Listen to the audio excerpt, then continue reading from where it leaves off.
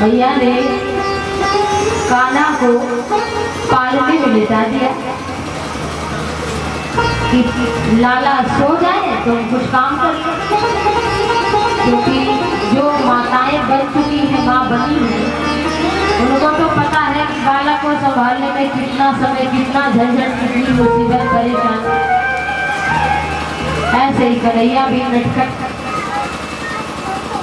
एक छकड़ा था, बैलगाड़ी जिसमें दूध दही रखा जाता था, बाबा नंद लेकर के जाते थे। उसी बैलगाड़ी के नीचे, बैल तो और कहीं है, वो बैलगाड़ी थोड़ी बची थी, गाड़ी तो उसके नीचे झूले को लटका दिया और उसी पे कन्हैया को लटका दिया। ढोलक गीत संगीत के साथ में गोपियां गाने करेंगे और कन्हैया सो गए थे। कन्हैया थोड़ी देर बाद जग गए, लेकिन नाच गाना में कौन सुने, कन्हैया रोने और भूखे थे बालक। छोटा बालक हुए तो उसके पास रोने का ही बस, बोल तो सकता नहीं बेचारा। माता अनुमान से के पेट में दर्द हो रहा होगा, अनुमान से कि बालक भूखा होगा, सब अनुमान से काम होता है, क्योंकि वो बोल तो सकता है। लेकिन कन्हैया रो रहे हैं, गीत संगीत हो रहा है, सुने को। भगवान कहते हैं जो इस संसार के रंग में डूब जाते हैं वो ध्यान से सुनना, और हमें भूल जाते हैं तो उनकी जीवन की गाड़ी पलट भी जाती है। इसलिए संसार में रहो तो करते कर्म करो विधि नाना, और मन राखो जहाँ कृपा नहीं। कन्हैया ने सोचा ऐसे तो ये लोग सुनेंगे नहीं, हम भूखे हैं लोग जरूर। कोमल कोमल पाँव कन्हैया के, जैसे बालक खेलता है, नन्हा सा बालक कैसे ही कान्हा खेलते हैं, वही ग्वाल बाल भी खेलते हैं आसपास। कन्हैया ने अपने पैर को बढ़ाया और उस बैलगाड़ी में आके बैठा था सक्टासुर नाम का सुर, सक्टासुर। उसका उद्धार करना था। कन्हैया ने अपने पाँव को जरा लंबा कर दिया, भगवान कहाँ तक फैला देंगे आप। भगवान के चरण का जैसे ही स्पर्श हुआ, वो सक्टासुर मुक्त हो गया, अपने रूप में आ गया, भगवान के धाम को चला गया। और इधर दूध दही की मटकी खटाखट टूट के जमीन पे गिरी, दही बहने लगा, दूध बहने लगा, गोरस बहने लगा। सारी गोपियां दौड़ के आई, पूछी कहाँ भयो भैया यशोदा ने। वहाँ पे जो लाला थे बोले कि कन्हैया ने तो मार के गिराया। मैया यशोदा बोली कि देखो तो अब तो लाला भी झूठ बोलने लगी, छोटे छोटे बालक ऐसा माना। अब माताओं को विश्वास ही ना हो कि कन्हैया के चरण के स्पर्श से ये बैलगाड़ी पलट गई है, ये दूध दही के मटके पलट गए हैं। कौन माने छोटा सा बालक।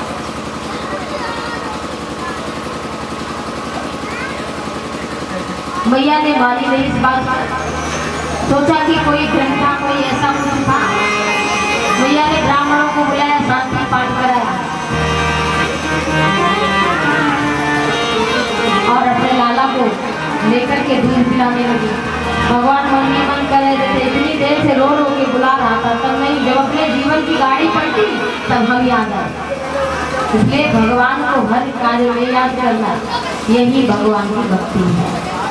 अच्छा ये बताइए, आप सभी को अलग से कभी छुट्टी मिल पाएगी या बैठकर भजन करेंगे? मिलेगा समय कभी? जो लोग 85 वर्ष के 90 के हो रहे हैं उनको भी समय नहीं है, भले ही 5 साल का जीवन 2 साल का, लेकिन बाबा जी से भी बोलो, पूछो अरे समय कहाँ है, पूरा जीवन बीत गया भी समय नहीं है, इसका मतलब समय नहीं मिलता। फिर भक्ति कैसे? अपने हर काम को भगवान के लिए समर्पित करो, हर काम को, भोजन बनाओ चाहे जो भी कहीं जाओ तो हर तरह से भगवान को समर्पित, तो वो आपका काम भगवान की भक्ति बन जाएगा। और हर क्षण अलग से पूजा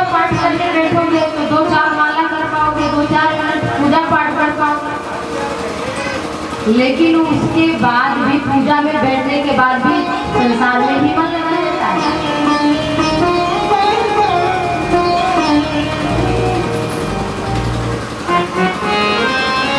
तो इस तरह से भगवान का शोधन करना चाहिए। भगवान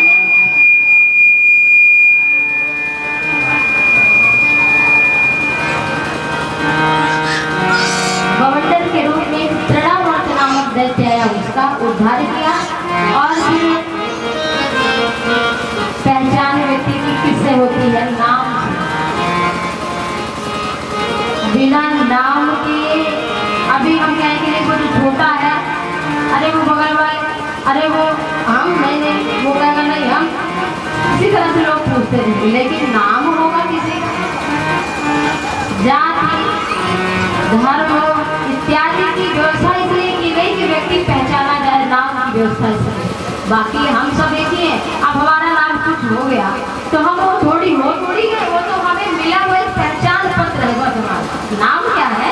पहचान पत्र। भाई आपका क्या नाम है? तो बताते हैं हम लोग कि हमारा ये नाम, गाँव का नाम ये, पिता का नाम ये। तो ये क्या है? पहचान पत्र। वास्तविक परिचय नहीं है हमारा, ये एक व्यवहारिक परिचय है। वास्तविक परिचय तो हम भगवान के हैं, हम ईश्वर के अंश हैं। ये परिचय है कि नहीं?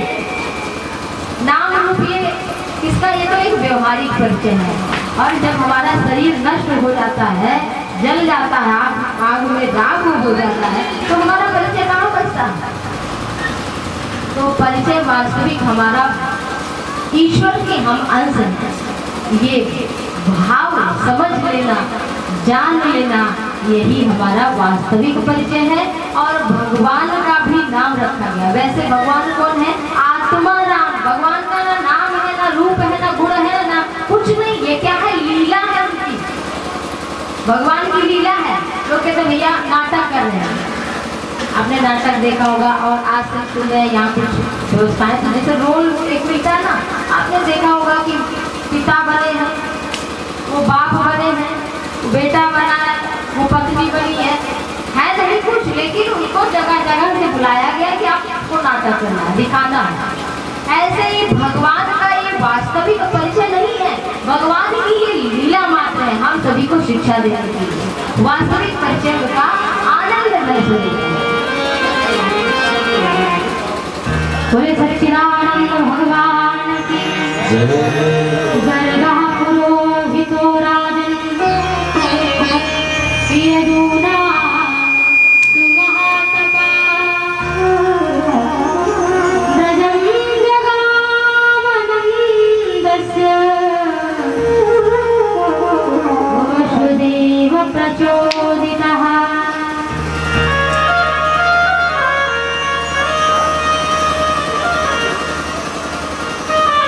देखो ये वसुदेव जी के जो कुल पुरोहित हैं, उनका नाम क्या है? गर्गाचार्य। गर्गा पुरोहितो राजन, यदु नाम सुमहातपा,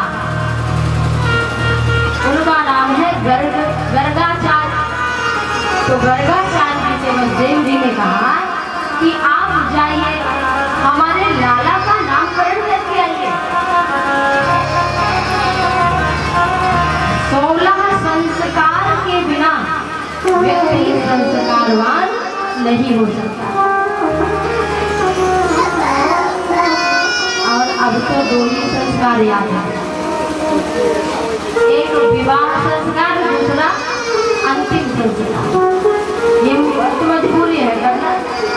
विवाह लोग करेंगे तो दिखावटी पने के लिए बड़ा बड़ा खर्चा करते हैं। उनकी गाड़ी में, उनके विवाह में 51 गाड़ियां गई थी भैया। अच्छा 10 हाथी, 51 घोड़े, 10,000 बाराती, जितना हो जिसके। तो ये तो दिखाने के लिए अंतिम संस्कार, इसलिए क्योंकि सबको कोई अपने घर में रख नहीं सकता, तो जलाने के लिए, दफनाने के लिए, नदी में प्रवाहित करने के लिए तो ले ही जाना पड़ेगा। लेकिन यदि मनुष्य में संस्कार नहीं है तो पशु के समान है। तो गर्गाचार्य जी से वसुदेव जी कह रहे हैं कि आप हमारे लाला का नाम करें। जाकर के। और जब गए तब नामकरण किया। जो बड़े पुत्र हैं रोहिणी जी के, वो भी तो वसुदेव जी के ही पुत्र हैं, माया ने तो दर्शन किया था। तो कहा इनका नाम रोहिणी के पुत्र है, इसलिए रोहिणी। बोले रोहिणी भगवान की बल में श्रेष्ठ है, इसलिए उनका नाम बलभद्र। बोले बलभद्र भगवान की। जिसके मन में भी क्षमता हो, कर्षण एकता कराते हैं, उनका नाम संकर्षण है। बोले संकर्षण भगवान की। उनका आयु का हल है, अभी हल षष्ठी व्रत पूर्ण हुआ, छठी व्रत वो बलराम जी का ही जन्म दिवस है। छठी व्रत जो है श्रीमद देवी भागवत की कथा में छठी मैया दुर्गा माँ साक्षात है। और छठी का व्रत करने से बालक दीर्घायु वाला होता है, बलवान होता है, उसकी रक्षा होती है छठी मैया। तो हल उनके हाथ से बोया जोता नहीं खाया जाता ना, आप लोगों ने नहीं खाया होगा। क्यों? क्योंकि भगवान बलराम के हाथों में हल है, देखा होगा बलधर। और हल हमारे भारत भूमि का प्राण है, किसान। उसके सम्मान के लिए एक दिन ऐसा हुआ।